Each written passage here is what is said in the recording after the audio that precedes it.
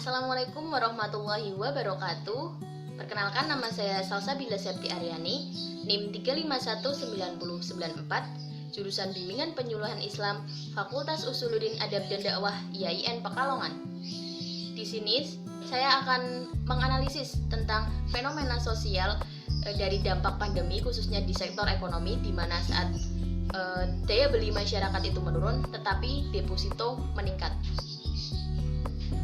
Fakta sosial yang ada tentang dampak COVID-19 di sektor ekonomi Indonesia, yaitu per bulan Agustus ekonomi Indonesia itu mengalami ambang resesi, di mana pertumbuhan ekonomi di kuartal 2 2020 yaitu mencapai minus 5,32%, dan jika pertumbuhan ekonomi itu akan tetap mengalami minus sampai kuartal 3 2020, maka Indonesia telah mengalami jurang resesi.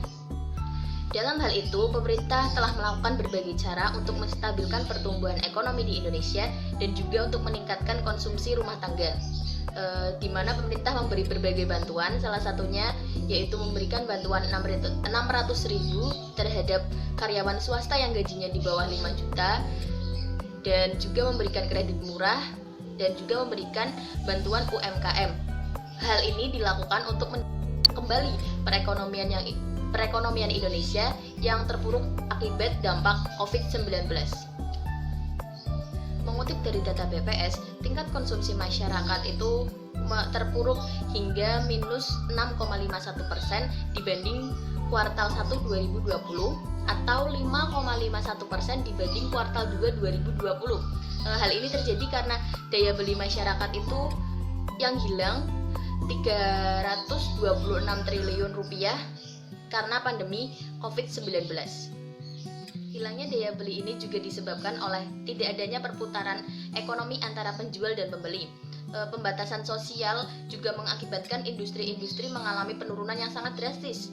Dalam hal ini, pemerintah melakukan kebijakan untuk meningkatkan daya beli masyarakat dan juga memberikan bantuan terhadap UMKM agar sektor ekonomi dapat berjalan kembali. Kemana saja pendapatan para masyarakat golongan menengah atas pada saat pandemi seperti ini? Nyatanya, para masyarakat golongan menengah atas itu lebih suka menyimpan pendapatannya daripada membelanjakannya pada masa pandemi seperti ini, dan lebih memilih belanja seperlunya karena ada himbauan untuk tetap berada di rumah dan lain hal sebagainya. Padahal perputaran ekonomi ini juga dipengaruhi oleh pembelanjaan masyarakat. Jadi jika masyarakat yang kurang membelanjakan pendapatannya, maka itu akan berpengaruh juga pada dampak ekonomi di Indonesia. Oleh karena itu, penyimpanan masyarakat itu mengalami peningkatan, di mana dapat dilihat dari simpanan pihak ketiga atau DPK itu mengalami pertumbuhan yang positif pada masa pandemi COVID-19 seperti ini.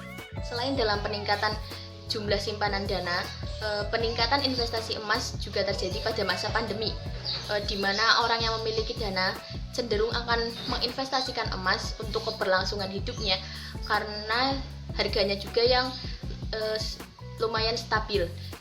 Selain itu, selain peningkatan jumlah penyimpanan dana dan investasi emas, deposito di atas 200 juta juga mengalami peningkatan di masa pandemi seperti ini.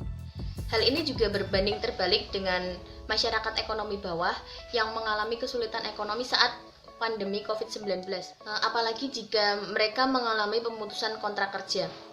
Dan fenomena sosial ini tuh dapat membentuk kelompok-kelompok sosial baru, seperti kelompok in-group, yaitu kelompok masyarakat menengah atas yang memilih menyimpan dananya dengan menginvestasikan emas atau berdeposito, dan masyarakat out-group dan kelompok out-group, yaitu masyarakat bawah yang lebih memilih untuk memenuhi kebutuhan hidupnya pada masa pandemi COVID-19. Selain pembentukan kelompok-kelompok sosial baru, fenomena sosial ini juga membentuk stratifikasi sosial, yaitu saat masyarakat menengah atas yang lebih memilih menyimpan pendapatannya daripada membelanjakannya semakin memiliki kekayaan berupa simpanan uang, emas maupun deposito. Dan yang kedua yaitu kelompok masyarakat bawah ataupun pedagang yang mengalami penurunan jumlah penurunan pendapatan, karena kebanyakan masyarakat itu hanya mengeluarkan pendapatannya untuk membeli kebutuhan-kebutuhan pokok seperti itu. Demikian hasil identifikasi saya tentang fenomena sosial saat pandemi COVID-19, di mana daya beli masyarakat itu menurun dan jumlah deposito itu meningkat. Terima kasih. Wassalamualaikum warahmatullahi wabarakatuh.